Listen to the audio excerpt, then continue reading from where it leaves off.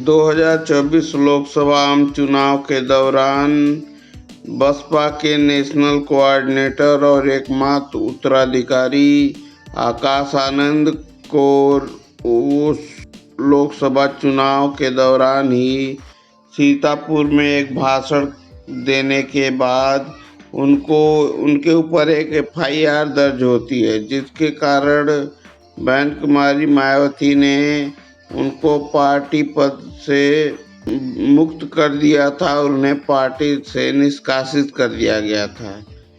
हालांकि उनके ऊपर एफआईआर भी दर्ज की गई थी, लेकिन उन्हें बताया गया कि वो अभी अपरिपक्व हैं और इस कारण से उन्हें अभी पद से हटाया जाता है।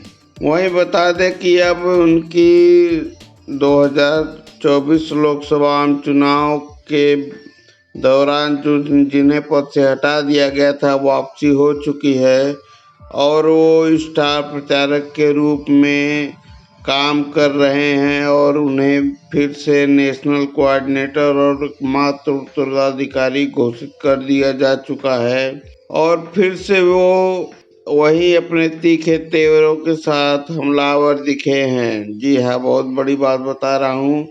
असंध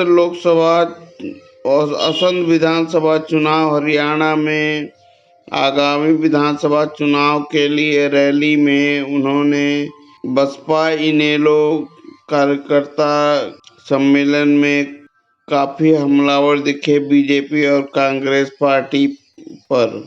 उन्होंने कहा कि चाहे बीजेपी सत्ता पक्ष में हो और कांग्रेस सत्ता विपक्ष में हो, दोनों का रवैया एक जैसा है।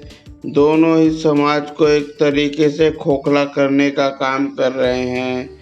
दोनों ही शिक्षा को ध्वस्त कर रहे हैं। एक सत्ता पक्ष में बैठ करके सरकारी स्कूलों को बंद कराने का काम कर रही है, तो एक विपक्ष में बैठकर उन मुद्दों को ढुलमुल तरीके से उसको बंद करवाने में सहमति दे रही है।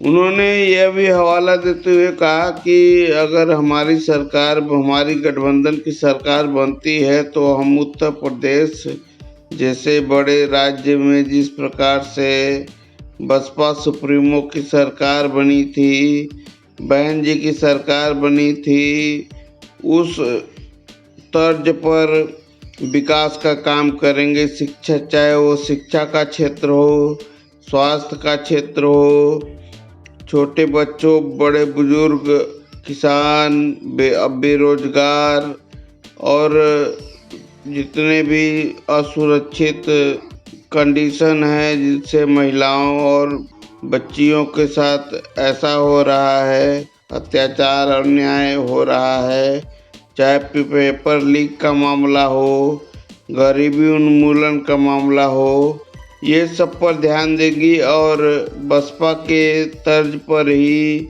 अपने सरकार को चलाने का काम करेगी, जिससे आम जनमानस को किसी भी प्रकार की दिक्कत महसूस ना हो।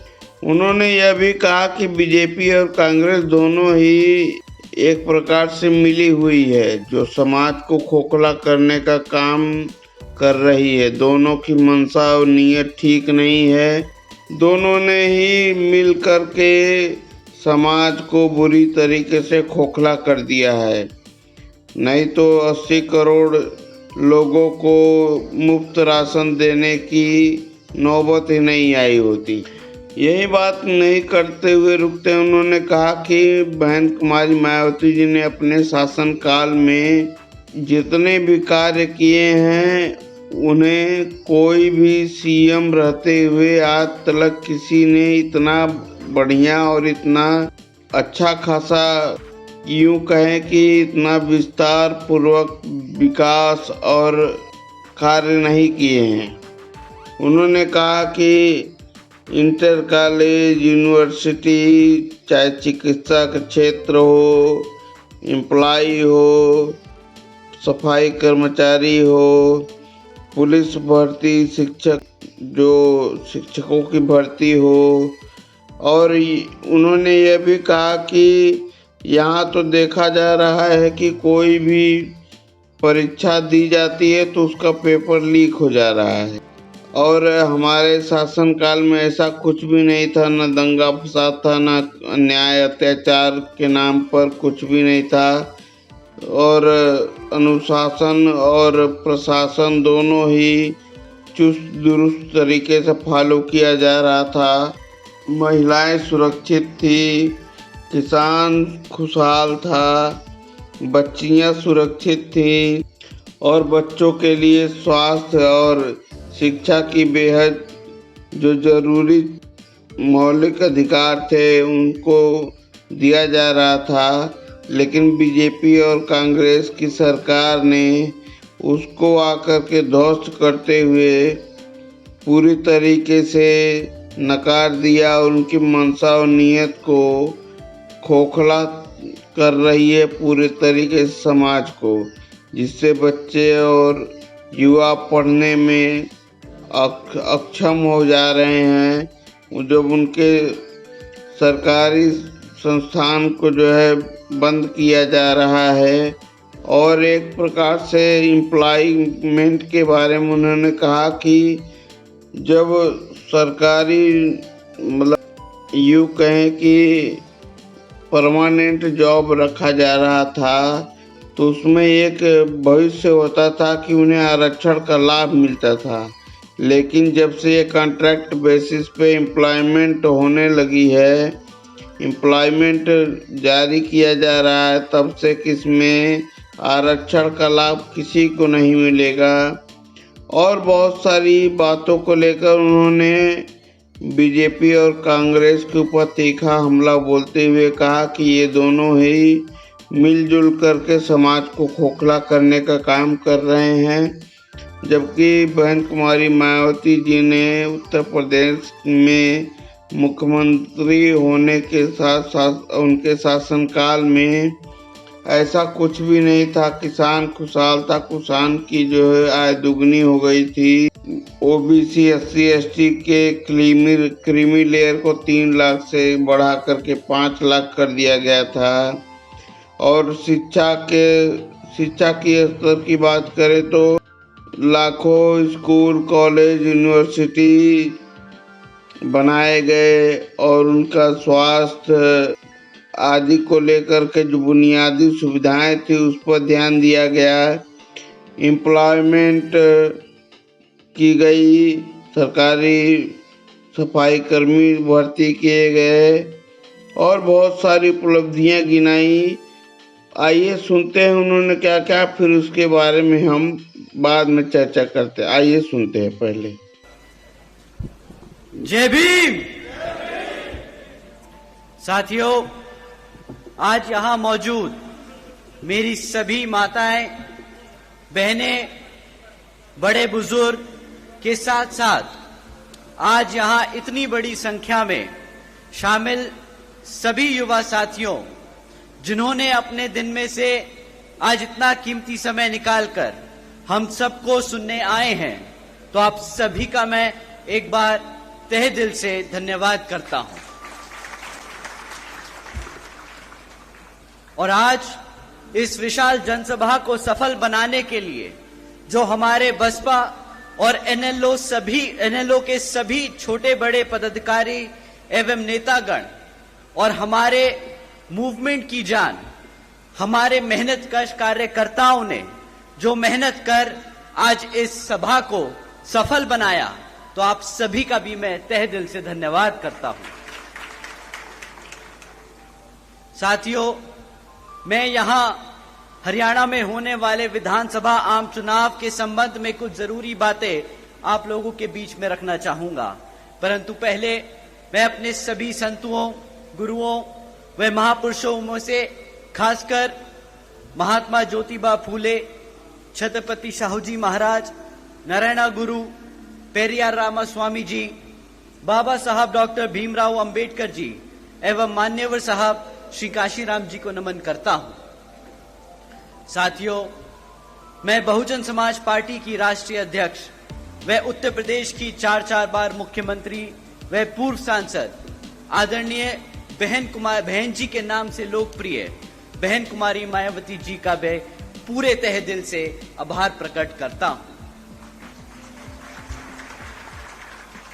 साथियों, जिन्होंने अपनी पूरी जिंदगी बामसेफ, DS4 व बीएसपी के जन्मदाता एवं संस्थापक मान्यवर साहब श्री काशीराम जी के बताए हुए रास्ते पर चलकर परम पूज्य बाबा साहब डॉक्टर भीमराव अंबेडकर जी के मानवतावादी व आत्मसम्मान व स्वाभिमान के मूवमेंट के कारवां को अपने आजीवन त्याग, तपस्या व कड़े संघर्ष के जरिए एक नई राजनीतिक ऊर्जा, शक्ति प्रदान की है तथा उत्तर प्रदेश जैसे विशाल व महत्वपूर्ण राज्य में 4 बार अपनी पार्टी बीएसपी के नेतृत्व में सरकार बनाकर खासकर बहुजन समाज के लिए एक ऐसी मिसाल बन गई हैं जिससे प्रेरणा लेकर करोड़ों लोग यहां हरियाणा में भी सामाजिक परिवर्तन व आर्थिक तरक्की के मिशनरी कार्य से जुड़ चुके हैं।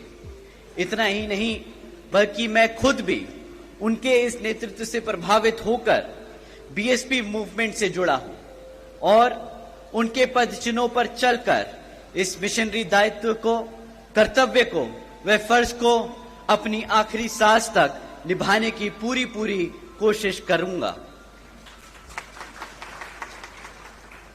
साथियों, मैं हमारे alliance partner Indian National Lokdal NLO के संस्थापक एवं पूर्व उप प्रधानमंत्री श्री चौधरी देवीलाल जी को तहे दिल से नमन करता हूं। साथ ही NLO के राष्ट्रीय अध्यक्ष श्री ओम प्रकाश चौटाला जी और आज हम सबके बीच में मौजूद NLO के महासचिव, राष्ट्रीय महासचिव और हमारे गठबंधन की ओर से हरियाणा प्रदेश के मुख्यमंत्री के उम्मीदवार श्री अभय सिंह चौटाला जी का भी तहे दिल से धन्यवाद और आभार प्रकट करता हूं। साथियों, पिछले 10 सालों से यहां पर हरियाणा प्रदेश में बीजेपी की सरकार चल रही है और अब चुनाव सर पर है, तो ये बीजेपी के लोग फिर से आपके बीच में आकर आपसे वोट मांगने का काम करने वाले हैं। परंतु साथियों, इस बार आप सबको वोट डालने से पहले इनसे कुछ जरूरी मुद्दों पर सवाल करना बहुत जरूरी है। साथियों, मैं आपसे जाति और धर्म के आधार पर सवाल करने को नहीं कहूंगा। मैं आपसे कहूंगा इनसे सवाल जरूर करें शिक्षा पे, रोजगार पे और यहां हरियाणा में बढ़ती हुई महंगाई पे। साथियों, यहां मौजूद सभी मां बाप और युवा साथियों से मैं पूछना चाहूंगा कि क्या मिला है आप सबको शिक्षा के नाम पर इस बीजेपी की सरकार में? बताइए साथियों, पिछले बीजेपी की सरकार के चलते हुए पिछले 10 सालों से सरकार ने यहां पे 5000 से ज्यादा प्राइमरी स्कूल बंद करने का काम किया। साथियों, एक तरफ पढ़ने वाले बच्चों की संख्या बढ़ रही है और दूसरी तरफ भाजपा की सरकार हमारे प्राइमरी स्कूल्स को बंद करने का काम कर रही है। साथियों, आज प्रदेश में 2200 सरकारी सीनियर सेकेंडरी स्कूल्स में 1000 से ज्यादा स्कूलों में प्रिंसिपल नहीं है। साथियों, जब आपके बच्चों के स्कूल बंद कर दिए जाएंगे और जब उन बचे कुछ स्कूलों में और अगर पढ़ाने के लिए शिक्षक नहीं होंगे, तो आप ही बताइए कि क्या यहां हमारे बच्चों के भविष्य से खिलवाड़ हो रहा है कि नहीं हो रहा है? आप ही बताइए, अगर इस तरह सरकार चलती रही तो क्या वो आपके बच्चों के भविष्य से खिलवाड़ कर रहे हैं या नहीं?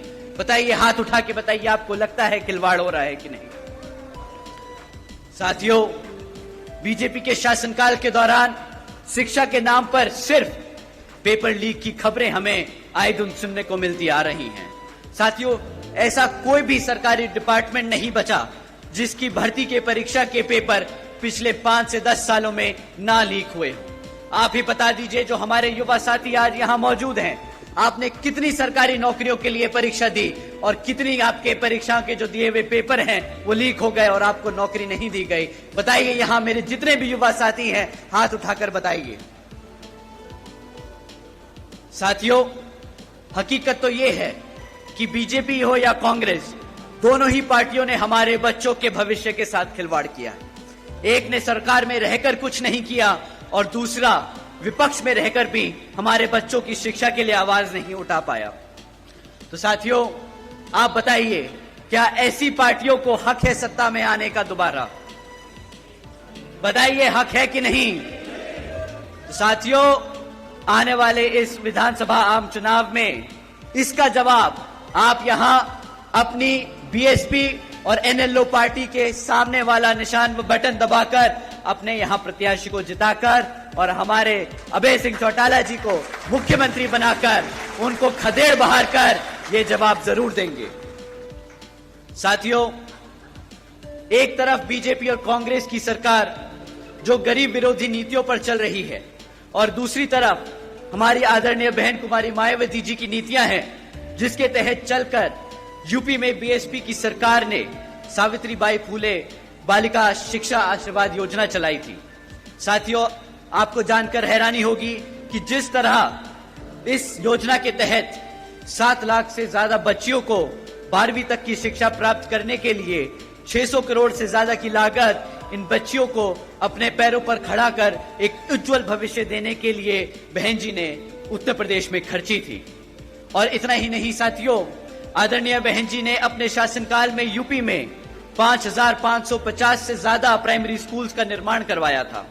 इतना ही नहीं, पहली बार बहन जी ने हॉस्टल्स में गरीब वंचितों के बच्चों के लिए 27% आरक्षण का भी इंतजाम सुनिश्चित किया था।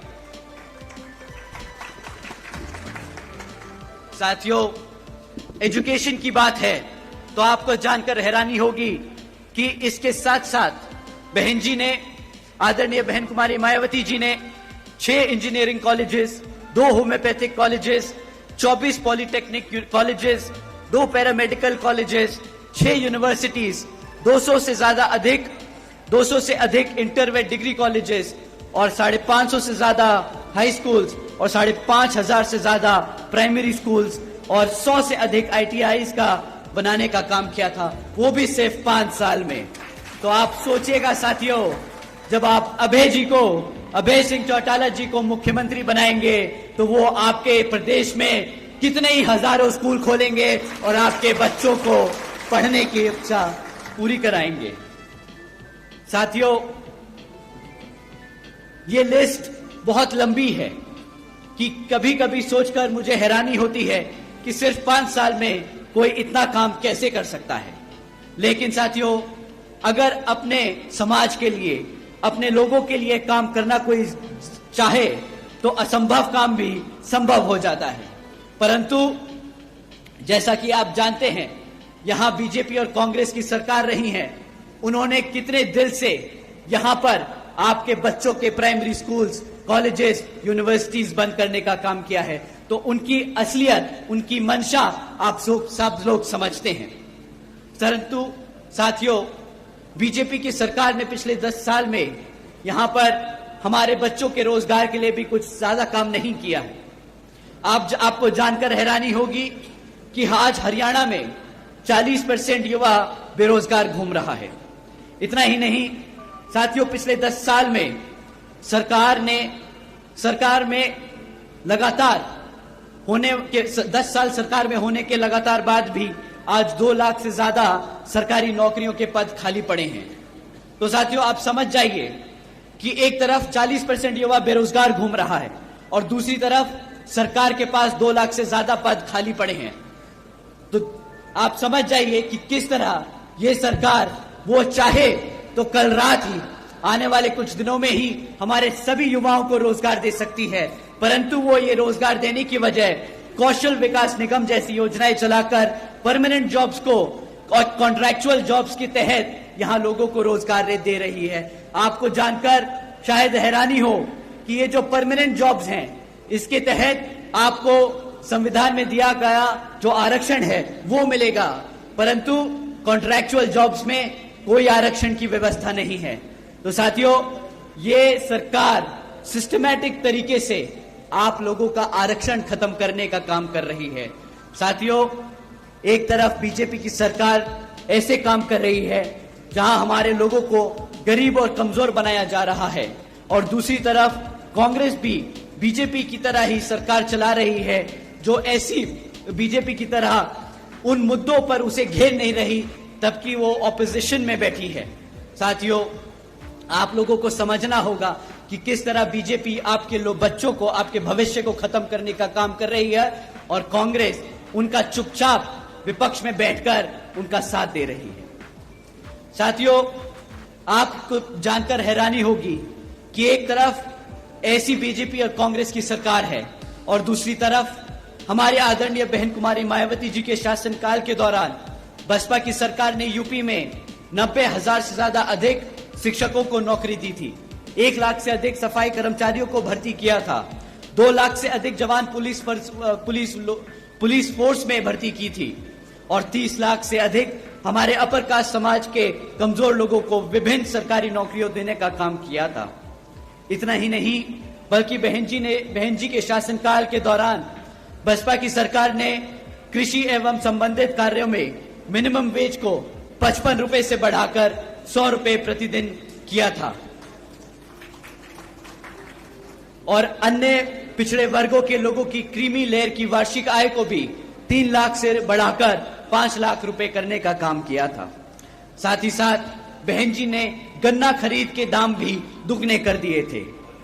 साथियों, उसी तरह जब आप अभय जी को यहां पर मुख्यमंत्री बनाने का काम करेंगे तो उसी तरह यहां पर भी आपकी फसल का सही दाम दिलाने का हमारे मुख्यमंत्री जी आप लोगों का पूरा काम करेंगे। साथियों, महंगाई पे मैं आप लोगों को क्या ही बोलूं। बीजेपी की सरकार एक तरफ बोलती है कि मुफ्त में राशन देने की स्कीम चलाकर कि हमने मित्रों, आज बीजेपी के सरकार ने 80 करोड़ से ज्यादा देशवासियों को मुफ्त में राशन देने का काम किया है, परंतु इन्हें समझ नहीं आता कि अगर आप 80 करोड़ जनता को मुफ्त में राशन देने का काम कर रहे हैं तो इसका मतलब ये 80 करोड़ जनता अपने पैरों पर खुद खड़े होकर अपने आप कमा नहीं सकती, अपने आप राशन नहीं खरीद सकती। तो साथियों, जो सरकार आपके समाज को, आपके भविष्य को इस कदर खोखला कर दे कि वो अपने घर में खुद ही राशन खरीद कर अपने माँ बाप को ना खिला सके, तो क्या ऐसी सरकार को आप चाहेंगे कि वो सत्ता में बनी रहे या नहीं? तो साथियों, समय आ गया है ऐसी सरकार को सत्ता से उखाड़ फेंक यहां पर अभय सिंह चौटाला जी को मुख्यमंत्री बनाकर अपने भविष्य को सुरक्षित करने का।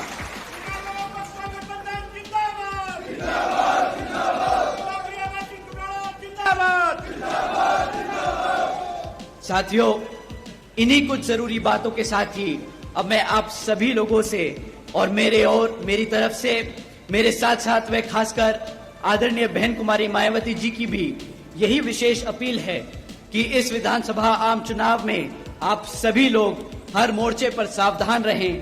आपका वोट बहुत कीमती है। आपका वोट कोई खरीद ना पाए, आपका वोट कोई लूट ना पाए, आपका वोट कोई पढ़ने से रह ना जाए। जाति, बिरादरी, धन बल, मंदिर मस्जिद या किसी भी भावना आदि के नाम पर कोई स्वार्थ में अपने जाल में आप लोगों को फंसाकर आपके वोटों का दुरुपयोग ना कर ले, क्योंकि देश के हर एक महिला, पुरुष व युवा को वोट का अधिकार यहाँ परम पूज्य बाबा साहब डॉक्टर भीमराव अंबेडकर जी के अति महत्वपूर्ण देन है। और मैं आप सभी से ये भी खास अपील करता हूँ कि आपके यहाँ जिन क्षेत्र में बीएसपी और एनएलओ के विधानसभा उम्मीदवार चुनाव लड़ रहे हैं, तो उन्हें आप लोग वोटिंग मशीन पर बीएसपी का हाथी चुनाव चिन्ह और एनएलओ का चश्मे का चुनाव चिन्ह के सामने वाला बटन दबाकर भारी वोटों से यहाँ जरूर जिताने का काम करें। और अब अंत में मैं अपनी बात खत्म करने से पहले एक बार फिर से आप सभी का तहे दिल से धन्यवाद करता हूं। आप सब आज यहाँ इतनी बड़ी संख्या में मौजूद हुए, आप सबका तहे दिल से धन्यवाद। जय भीम, जय भारत। तो सुना आपने किस तरह से वो बीजेपी और कांग्रेस पर हमलावर दिखे। उन्होंने कहा कि ये दोनों पार्टियों ने देश को खोखला करने का काम किया है। उन्होंने प्रेस वार्ता में कहा कि आज हरियाणा के संघ विधानसभा में इनेलो बसपा संयुक्त कार्यकर्ता बैठक में दोनों ही दलों के कार्यकर्ताओं के बीच जाने का मौका मिला, जहां इनेलो के महासचिव श्री अभय सिंह चौटाला जी के साथ हमने कार्यकर्ताओं के बीच ये संकल्प लिया कि हरियाणा की जनता को बीजेपी और कांग्रेस की भ्रष्ट और नकारा सरकारों से मुक्ति दिलाएंगे और हरियाणा में भी आदरणीय भगवंत कुमार मायावती जी के शासनकाल और उनके प्रशासन और अनुशासन के मॉडल वाली सरकार बनाएंगे और हरियाणा को एक बार फिर से खुशहाल और समृद्ध बनाएंगे। उन्होंने कहा कि ये दोनों पार्टियां देश को खोखला कर रही हैं। आप लोगों को यह जानकारी कैसी लगी, आप लोग अपनी प्रतिक्रिया जरूर दें और अपने कमेंट जरूर करें। तब तक के लिए साथियों, नमस्कार।